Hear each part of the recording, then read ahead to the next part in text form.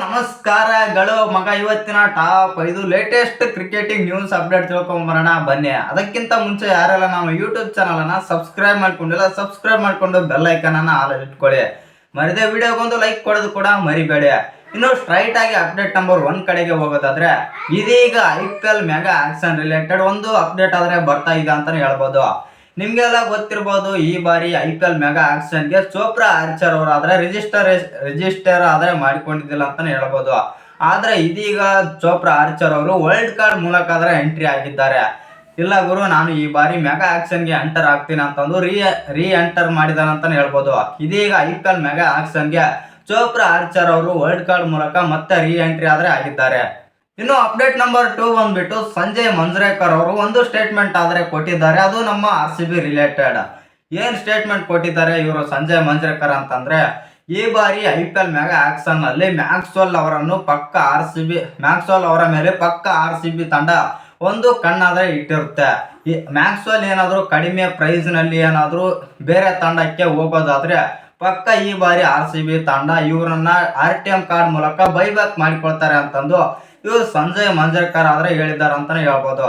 ಇನ್ನು update number 3 ಬಂದ್ಬಿಟ್ಟು, ಇದೀಗ ಹಾರ್ದಿಕ್ ಪಾಂಡ್ಯ ಅವರು T20I ಅಂದ್ರೆ ಇಡೀ ವರ್ಲ್ಡ್ ಅಲ್ಲಿ T20I ನಲ್ಲಿ ನಂಬರ್ 1 ಆಲ್ರೌಂಡರ್ ಆಗಿದ್ದಾರೆ ಅಂತಾನೆ ಹೇಳ್ಬೋದು. ಇದಕ್ಕಿಂತ ಮುಂಚೆ ಅಂದ್ರೆ ಸೌತ್ ಆಫ್ರಿಕಾ T20 ಸೀರೀಸ್ಗಿಂತ ಮುಂಚೆ ಇವರು ಲಿಯಾಮ್ ಲಿವಿಂಗ್ಸ್ಟೋನ್ ಅಂದ್ರೆ ಇಂಗ್ಲೆಂಡ್ ತಂಡದ ಆಲ್ರೌಂಡರ್ ಆಗಿರುವಂತ ಲಿಯಾಮ್ ಲಿವಿಂಗ್ಸ್ಟೋನ್ ಅವರು ನಂಬರ್ 1 ಆದ್ರೆ ಇದ್ರಂತಾನೆ ಹೇಳ್ಬೋದು.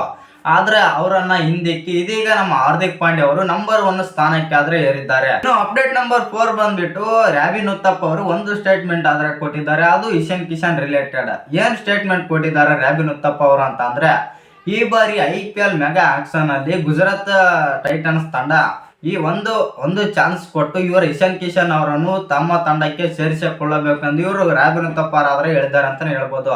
ಯಾಕಂತಂದ್ರೆ ಅಹಮದಾಬಾದ್ ಗ್ರೌಂಡ್ಗೆ ಇಷ್ಟಪಡುತ್ತಾರೆ ಇವರು ಇಶಾನ್ ಕಿಶನ್. ಅದಕ್ಕಾಗಿ ಒಂದು ಚಾನ್ಸ್ ಕೊಟ್ಟು ಇಶಾನ್ ಕಿಶನ್ ಅವರನ್ನು ಈ ಬಾರಿ ಗುಜರಾತ್ ಟೈಟನ್ಸ್ ತಂಡ ತಗೊಂಡ್ರೆ ಚೆನ್ನಾಗಿರುತ್ತೆ ಅಂತ ಇವ್ರ ರಾಬಿನ್ ಉತ್ತಪ್ಪ ಅವರಾದ್ರೆ ಹೇಳಿದ್ದಾರೆ ಅಂತಾನೆ ಹೇಳ್ಬೋದು. ಇನ್ನು ಕೊನೆ 5ನೇ ಅಪ್ಡೇಟ್ ಬಂದ್ಬಿಟ್ಟು, ನಮ್ಮ ವಿರಾಟ್ ಕೊಹ್ಲಿ ರಿಲೇಟೆಡ್ ಬೂಮ್ರಾ ಅವರು ಒಂದು ಸ್ಟೇಟ್ಮೆಂಟ್ ಆದ್ರೆ ಕೊಟ್ಟಿದ್ದಾರೆ. ಏನ್ ಸ್ಟೇಟ್ಮೆಂಟ್ ಕೊಟ್ಟಿದ್ದಾರೆ ಬೂಮ್ರಾ ಅವರು ಅಂತ ಅಂದ್ರೆ, ವಿರಾಟ್ ಕೊಹ್ಲಿಯ ಫಾರ್ಮ್ ಈಗ ಡೌನ್ ಆಗಿರ್ಬೋದು. ಎಲ್ಲ ಪ್ಲೇಯರ್ಸ್ ಕೂಡ ಅಪ್ ಅಂಡ್ ಡೌನ್ ಎಲ್ಲ ಪ್ಲೇಯರ್ಸ್ ಕಾಣ್ತಾರೆ. ಆದ್ರೆ ವಿರಾಟ್ ಕೊಹ್ಲಿಗೆ ಇದೇನು ಹೊಸದಲ್ಲ. ಮತ್ತು ವಿರಾಟ್ ಕೊಹ್ಲಿ ಅಂತ ಆಟಗಾರ ನಮ್ಮ ತಂಡದಲ್ಲಿ ಇದ್ದಾನೆ ಅಂತಂದ್ರೆ ಅದು ಬೇರೆ, ನಮ್ಮ ತಂಡದ ಸ್ಟ್ರೆಂತ್ ಬೇರೆ ಮತ್ತು ಅದು ತಂಡದ ಬಲವನ್ನು ಎಷ್ಟು ಮೇಲಕ್ಕೆ ಎತ್ತಿಡಿಯುತ್ತಂತಂದು ನನಗೆ ಗೊತ್ತಿದೆ ಎಂದು ಬೂಮ್ರಾ ಆದ್ರೂ ಹೇಳಿದ್ದಾರೆ ಅಂತಾನೆ ಹೇಳ್ಬೋದು.